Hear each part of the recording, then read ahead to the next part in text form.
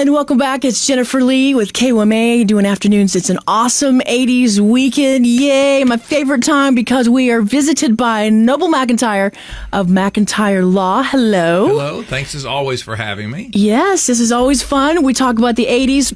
How about this? Remember the anti-slogans of the 80s, like anti-drugs, just say no. Right. Nancy Reagan. Nancy Reagan had that whole campaign. You know, you all. This is your brain on drugs with the egg in the frying pan. Yes, I remember that with the box and and what else? Oh, friends don't let friends drive drunk. I remember that as well. Friends shouldn't let friends drive right. drunk. I'm on the other side. I represent people all the time who've been injured because somebody was driving drunk. Still, that was a good slogan. And there was always a very special Different Strokes. Yes, where it dealt with that and drug abuse and all that stuff. But now, since we're in modern times, we have to worry about social media. Well, people on their phone while they're driving, yes, updating, texting. And in fact, there's a number of we've had a number of cases where people are injured because somebody was sending a text or actually FaceTiming or live streaming, Snapchat. It's just crazy the things that can distract you from what you're doing. And if traffic in front of you comes to a sudden stop, you're going to get in a crash. And it's not just them that you're going to hurt. We've had cases where kids were killed. They were the ones doing it. They actually got themselves killed. One very, very sad case, a girl had a driver's license for 3 days, was on her phone, texting and FaceTiming, and had a crash and died. Third day she'd ever driven, and it was her fault. Oh, man, that's such a tragedy. But, anything that can create a distraction in a vehicle, in the old days, it was, eating. It was talking to people. You're changing your radio station, things like that. You didn't have the additional distraction of your phone. But now when you layer that in, where you're looking at your phone constantly and taking your eyes off the road, it only takes a second sometimes. And you've had many, many crashes and fatalities caused by distractions caused by a phone.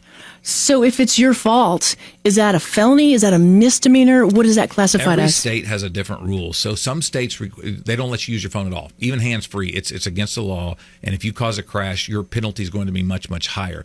Most of them are not felonies unless it was combined with something like drinking it on your phone. But if it's just your phone, it's going to be negligent. It could be negligent homicide. Right. Other states will allow you to be on your phone hands-free, and some still let you do anything you want with your phone. So it depends. It's a state-by-state issue. The safest thing, obviously, is to not be on your phone while driving. But I say that as a trial lawyer who's represented people in those cases, and I'm just as guilty as anybody. There will be times when I'm hurrying and I need to pick a phone and call my wife and tell her I'm on the way, or a text comes in that I'm waiting for that may be a direction from where I'm going. There's times that I do it, and I know not to do it. Now, I'm not doing it on the regular like some folks are, but it doesn't make it any better in those moments that I do it. Wow, can you imagine Nancy Reagan having a hold of that? Just put your phone down or just do this or whatever. But I know many times I've run into people, and I've been guilty of it. I know I have, answering phones right. or doing social media or texting or whatever. And it's true.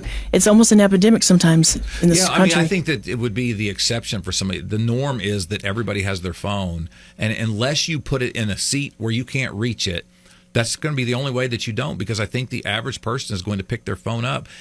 Let's say that you don't really want to do it while you drive, but you come to a stoplight. And so that's when you're going to look at your phone. Well, pretty soon it gets to be more than just the stoplight. So you can start with some safe practices that over time you get lax on. And now all of a sudden you're just like everybody else, checking your phone, looking at your phone. It's illegal to do it as a semi-driver. You can't have your phone at all as a semi-driver.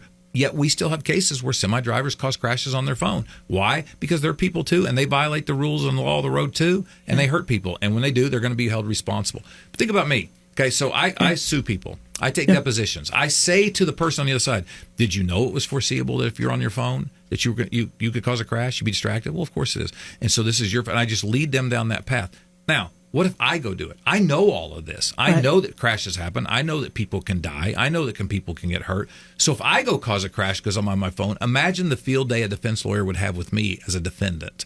And so anybody should be even more and more careful about it. Yet sometimes I still, in the moment, will pick up my phone, and I shouldn't. And everybody shouldn't. It's just so hard. It's hard. And I think 9 times out of 10, if you see somebody weaving in traffic, they're on their phone. They're on their phone. It's not drinking and driving anymore. They're literally on their phone, looking at their phone. Yeah, because we have Uber now, and a lot of people use Uber. Thank goodness for that. I've seen Uber drivers on their phone. That's true. Yeah. That's true. So find the map. Yep. Yeah. All right. Well, thank you, Noble McIntyre. McIntyre Law, as always. Thanks for having me. Thank you. I appreciate it. You bet. Have a great day. Thanks. You too.